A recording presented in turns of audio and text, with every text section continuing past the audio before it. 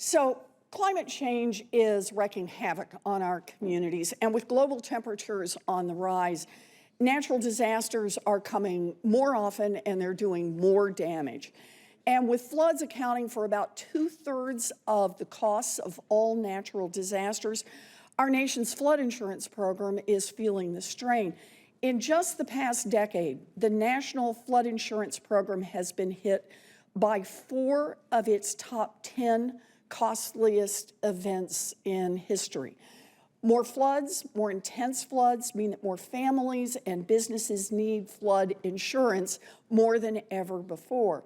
Last year, parts of Massachusetts were devastated by historic flooding, causing millions of dollars in damage to homes, to businesses, to farms. Modeling shows that over 100,000 properties in the Commonwealth that aren't in FEMA's flood zones and don't have flood insurance are at serious risk of experiencing a flooding event. Mr. Heck, you're an expert on the flood insurance market. With climate change on the rise, more people need flood insurance. Does that mean that everyone who needs flood insurance today gets that insurance? Absolutely not. Only about 4% of U.S. homeowners have flood insurance, and clearly that number should be much, much greater.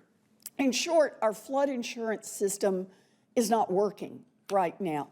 The best and most important thing we can do is tackle the root of the problem. We should be making big, bold investments to stop climate change in its tracks and to reduce the risk that floods pose to our nation's communities. But at the same time, we need to make sure that we understand exactly how the ongoing climate crisis is affecting our insurance markets. So, Mr. Heck, let me come back to you. We know a few things about how climate change is changing access to insurance. We know that premiums are up by hundreds of dollars a year in many areas. We know that private insurers have pulled out of flood-prone states like Florida and your home state of Louisiana. But if we wanted to know exactly why an insurance company was pulling out of Leominster, Massachusetts, for example, and what insurance options were available to people in Leominster, at what premium levels, do we currently have data available to be able to do that? Senator, no. So NAIC collects data that's at a state level, policies in force and so forth, but I don't believe we have that level of granularity. Okay, so down at the homeowner level, at the town level, at the area that's flooding level, we just don't have that information. You know, the Federal Insurance Office at the Treasury Department is now working to try to fill that gap. In November, FIO proposed a plan to collect data from insurers on how climate change is affecting Americans' access to insurance and to the affordability of that insurance, including information on premiums, coverage, and claims. Mr. Heck, FIO has proposed gathering data about the effects of climate change on one type of home insurance. Would it be helpful if the administration gathered data on more types of insurance, like flood insurance, and about more categories of information, like the reasons for policy cancellations?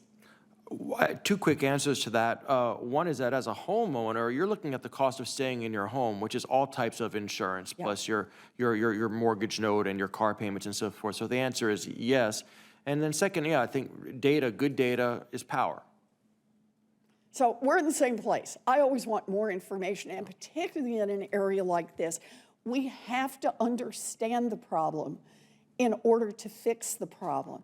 The Biden administration should finalize its data call about the effects of climate change on the insurance market as soon as possible. And the administration should collect all of the data necessary to understand our gaps in insurance coverage and to work out the right regulatory response. Absolutely. Good. Thank you all very much. Thank you for being with us today.